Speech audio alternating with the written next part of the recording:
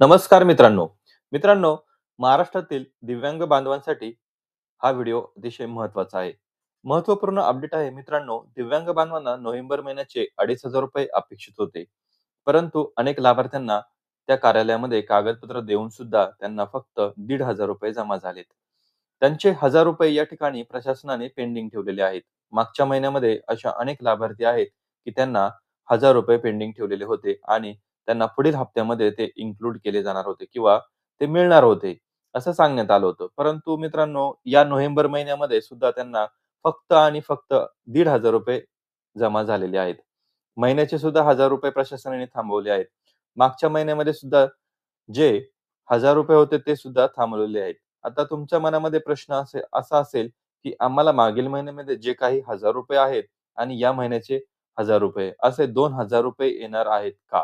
तर या व्हिडिओच्या माध्यमातून मी तुम्हाला सांगू इच्छितो, की कोणत्याही प्रकारचे थकीत अनुदान तुम्हाला मिळण्याची शक्यता नाही.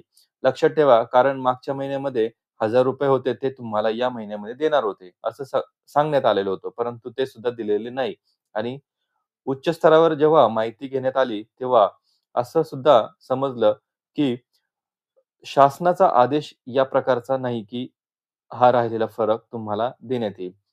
मग अशा प्रकारचा कोणताही शासन निर्णय नसताना राहिलेले पैसे जे आहेत, ते पैसे देण्यात यावे. याचबरोबर या महिन्याचे सुद्धा ₹1,000 बाकी आहेत, ते त्या संदर्भात सुद्धा याच पद्धतीचं वातावरण असणार आहे. कदाचित यापुढे बी हाच नियम लागू राहू शकतो. त्यामुळे राहिलेले ते जे काही तुमचे ₹1,000-2,000 ते मिळण्याची शक्यता नाहीच आहे.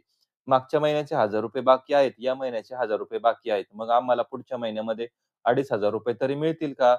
तर मिळणार. पण कधी मिळणार? तुमची डी-बी-टी, के-वाय-सी पूर्ण झालेली असेल, त्याचं स्टेटस हे ॲक्टिव्ह झालेलं असेल, तरच तुम्हाला हे पैसे येतील. तुम्ही सांगाल, "सर, आमची डी-बी-टी, के-वाय-सी सगळी काही पूर्ण आहे. मग पैसे का नाही थांबले?" याच्यासाठी तुम्हाला तहसील कार्यालयामध्ये जाऊन त्या ठिकाणी जे पोर्टल आहे, त्या पोर्टलवरती तुमची डी-बी-टी, के-वाय-सी पूर्ण झाली आहे का नाही, हे चेक करणं गरजेचं आहे.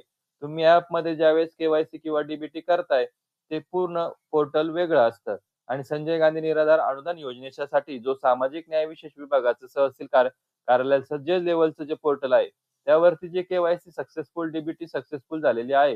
ही डी-बी-टी सक्सेसफुल असेल, तर काही अडचण येत नाही. पण के-वाय-सी सक्सेसफुल जर झाली नसेल, तर या ठिकाणी स्टेटस इनॅक्टिव्ह दिसतं. तरीसुद्धा हे तुमचे पैसे तुम्हाला डिसेंबरमध्ये ₹2,500 मिळणार नाही. अनेक लाभार्थी असे आहेत, की त्या लाभार्थ्यांना मागच्या महिन्यामध्ये फक्त ₹1,500 जमा झाले होते. त्यांनी डी-बी-टी, के-वाय-सी करून घेतली. तहसील कार्यालयामध्ये जाऊन बसून सर्व काही अप्रूव्हल करून घेतलं आणि त्यानंतर त्यांना या महिन्यामध्ये ₹2,500 जमा झालेले आहेत. त्या आता तुम्हाला सांगतो, अ, घरी बसून काही होणार नाही. तुम्हाला तिथे स्वतः जावं लागेल. तुमची डी-बी-टी, के-वाय-सी जे काही असेल ते तुमचं स्टेटस ॲक्टिव्ह आहे का ते चेक करून घ्यायचं आहे. अप्रूव्हल करून घ्यायचं आहे. त्यानंतरच तुमचे पुढचे जे काही पैसे आहे ₹2,500 ते तुम्हाला सुरू राहणार आहेत. आता राहिला प्रश्न मागच्या महिन्याचे ₹1,000 थकीत ते मिळण्याची शक्यता कमी आहे.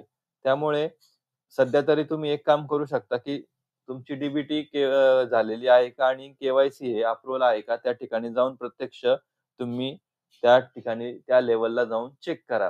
कारण तिथले वातावरण वेगळं असतं. आपण के-वाय-सी झाली असं समजून, परंतु त्याचं स्टेटस हे अप्रूव्हल पूर्ण झालेलं नसतं. तर ही माहिती मी ह्या व्हिडिओच्या माध्यमातून आता तुमच्यापर्यंत पोहोचवलेली आहे. तरी सर्व आपल्या दिव्यांग बांधवांपर्यंत ही माहिती पोहोचवा. जेणेकरून त्यांची राहिलेली कामं ही वेळेत पूर्ण होतील आणि त्यांना पुढचा फायदा हा नेहमीच चालू राहील. तर मित्रांनो, लय भारी माहिती जी बदल घडवते. भेटूया पुढील व्हिडिओमध्ये. तोपर्यंत जय हिंद, जय महाराष्ट्र.